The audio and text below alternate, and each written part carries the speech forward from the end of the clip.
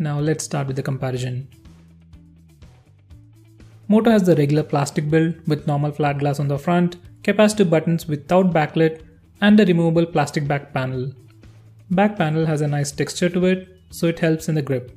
It has a circular camera module, just like other Moto phones, without any camera bump.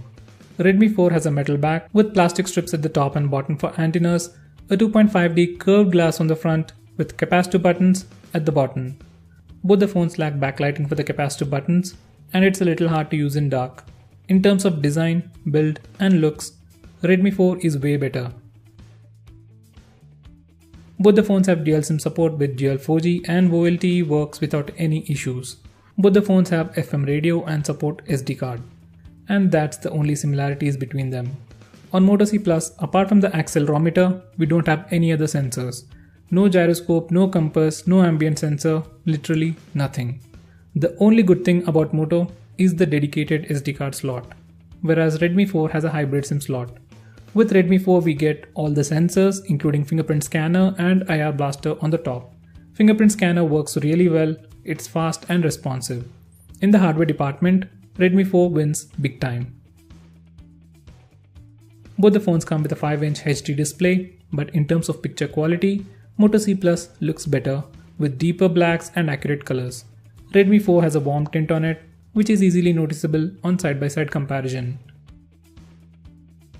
In the camera department, Redmi 4 is better. It has better rear camera and front camera than on Moto C Plus.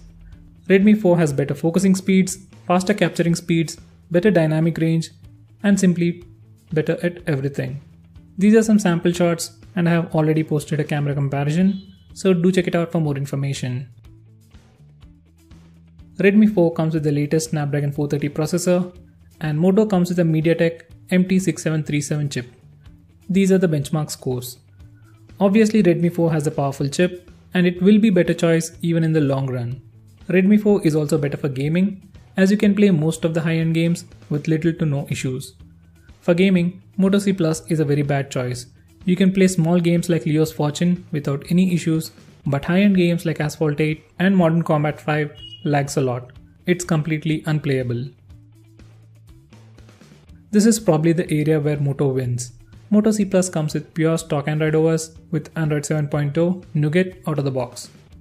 It's smooth and responsive. Due to the low spec CPU, I noticed some lag on normal usage, but as long as you're using very few applications, you won't notice any lag. Unlike other Moto phones, we don't have any additional software features on this phone. No gestures and no Moto display. Redmi 4 comes with MIUI 8 on top of Android 6.0 Marshmallow, and it has a lot of software features like dual apps, reading modes, secondary space, and so on. But at the same time, it's not as responsive as Moto. After a few days of usage, Redmi slows down quite a bit. Even the memory management is better on Moto C Plus. If you want a smoother experience, Moto C Plus is the winner. If you want more software features, Redmi 4 is better. For 7,000 rupees you get the 16GB variant of both the phones. From that 16GB, you get 10GB for your user apps and user data. Moto C Plus supports adaptive storage feature, so you can use the SD card as your internal storage and install apps on it. Now that's the feature missing on Redmi 4, but if you install a lot of apps, both the phones will slow down a lot. Audio experience via headset is average on both the phones, but for the speaker loudness, Moto C Plus is the winner. It is the loudest I've seen in the price segment. Both the phones come with 4000 mAh battery and a 10 watts power adapter. Both can give you 5 to 7 hours of screen on time depending upon your usage. In the battery department, it's a tie for most part, but Moto C Plus will perform slightly better because of the latest OS and battery optimization.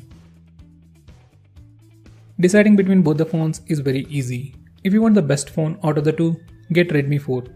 If you are brand specific, you can go with Moto C Plus, but only if you are a very basic user. Because cameras are not great, there is no proximity sensor, and you are missing out on a fingerprint scanner when compared to Redmi 4. Even if you couldn't get a Redmi 4 in the sale, I'll suggest you to wait for a week and still buy Redmi 4. You can also use Redmi 4 for a much longer time than Moto C Plus. If it was me, I'll definitely buy the Redmi 4, root it and flash a custom ROM. So guys, which one of these phones will you buy?